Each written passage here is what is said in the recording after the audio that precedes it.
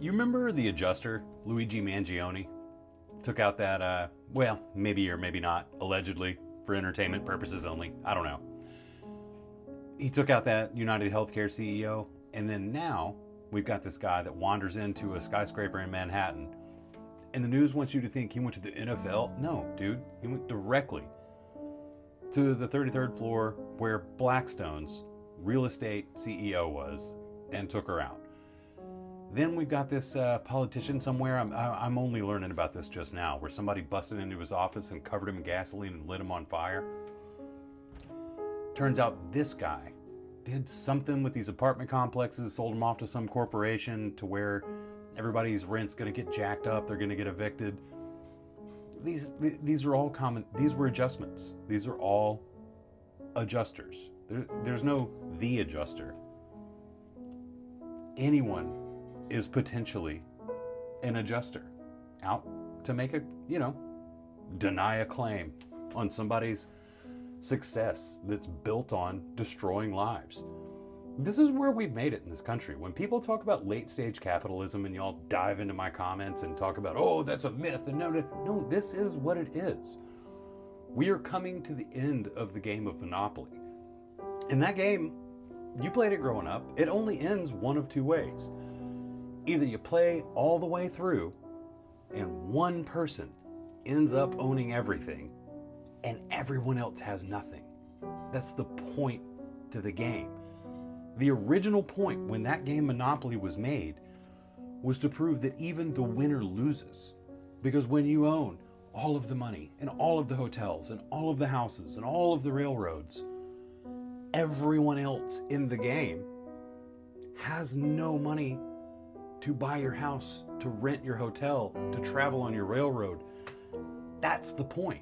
Or, as it gets close to that end point, someone inevitably flips out and flips the table.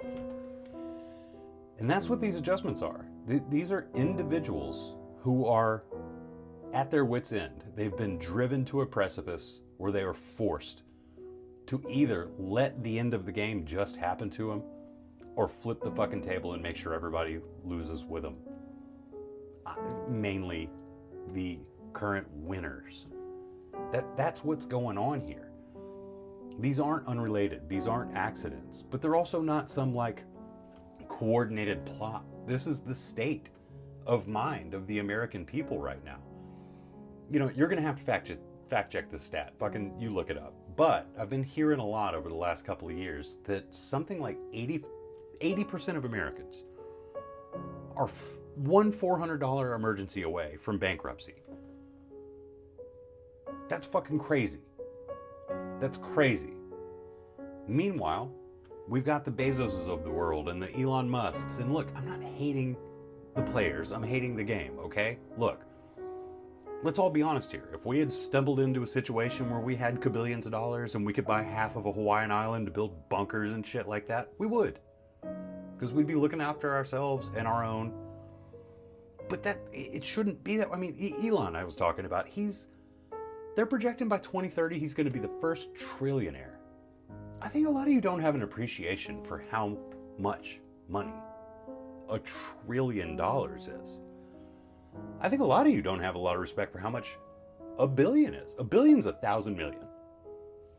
1 million seems to be the cap where our brains, we can get there.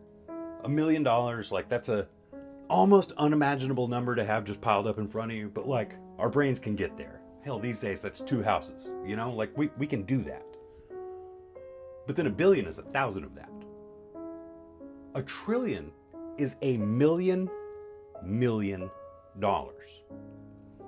That first number, $1 million on the table in front of you, where your brain's oh, I mean, that's rich. That's rich shit. That's so much money. 1 million of that pile of money is $1 trillion.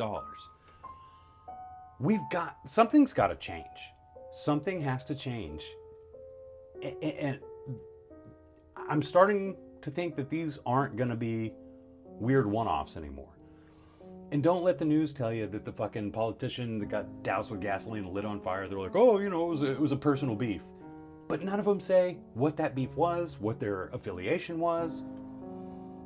All we know about the guy is this shady fucking real estate deal he had with the corporation so far.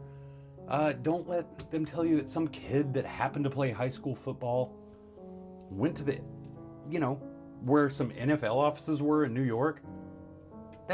Those things don't have a whole lot to do with each other. I get that there was a football held at one time, but that doesn't equal beef with the NFL. And some note scrawled on the back of a fucking water bill or whatever the fuck that thing was. This is, oh, frickin' check my brain, CTE. Come on.